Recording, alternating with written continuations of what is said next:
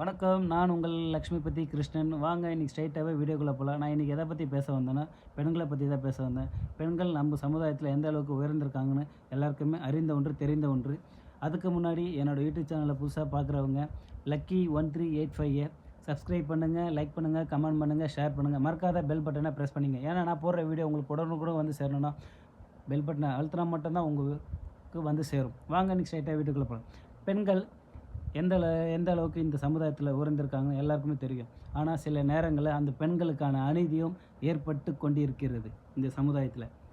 அதற்கு ஒரு காரணம் தான் திருப்பூர் அவினாசியில் ஒரு இளம்பெண் திருமணமான 28 நாட்களே ஆன ரித்தன்யா இறந்திருக்கிறார்கள். ரித்தன்யா எதற்காக இறந்தார் தெரியுமா?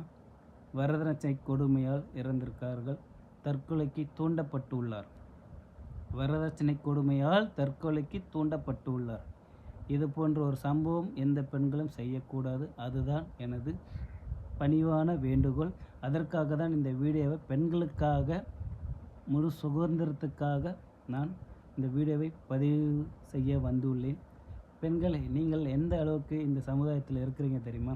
ஆண்களை விட பல மடங்கு மேலே இருக்கிறீர்கள். ஆண்களை விட பல மடங்கு மேலே இருக்கிறீர்கள் பெண்கள் எல்லா இடத்துலையுமே உயர்ந்தவர்களாகவே இருக்கிறார்கள். எல்லா இடத்துலையும், எல்லா துறையிலையும் சரி, பெண்களுக்கான ஒரு அங்கீகாரம் இருக்குது. அதை நீங்கள் பயன்படுத்தி கொள்ளுங்கள்.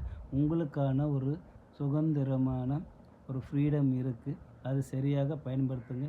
இந்த மாதிரி ஒரு தவறுதலான ஒரு எண்ணத்தை போய் சென்றடைய வேண்டாம். நீங்கள் தயவுசெய்து ஸ்ட்ராங்கான ஒரு பர்சனாக இருங்க. பெண்கள் எல்லாத்தையுமே ஃபேஸ் பண்ணுங்கள். யாரையும் டிபெண்ட் பண்ணி இருக்காதீங்க. எல்லாத்தையுமே ஃபேஸ் பண்ணுங்கள்.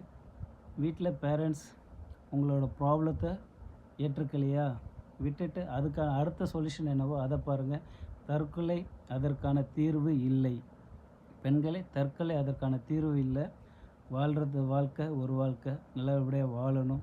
யாரையும் டிபெண்ட் பண்ணி இருக்காதீங்க. உங்கள் வாழ்க்கை உங்கள் கையில் இருக்குது. நீங்கள் பெண்கள் மேலே மேலே போயிட்டே தான் இருக்கிறீங்க, சரிங்க? அது ஆண்கள் பொறாமப்பட்டுக்கிட்டு தான் இருக்காங்க. ஈவன் நானும் சரி. பெண்களுக்கான அங்கீகாரம் இருக்குது. ஆனால் அதை நீங்கள் பயன்படுத்திக்கிங்க. யாரையும் டிபெண்ட் பண்ணியிருக்காங்க. தற்கொலை என்னும் ஒரு இதுக்கு யாரும் சென்று விடக்கூடாது. இந்த வீடியோவை பாருங்கள். பெண்கள் ஷேர் பண்ணுங்கள். அடுத்த வீடியோவில் பார்க்குறேன். ஃபுல்லாக நான் உங்களுக்கு ஒரு வீடியோ போடுறேன். பெண்களை பற்றி பேச ஆசைப்பட்றேன். வணக்கம், நன்றி. பார்ப்போம், மீண்டும் சந்திக்கலாம். லக்ஷ்மிபதி கிருஷ்ணன்.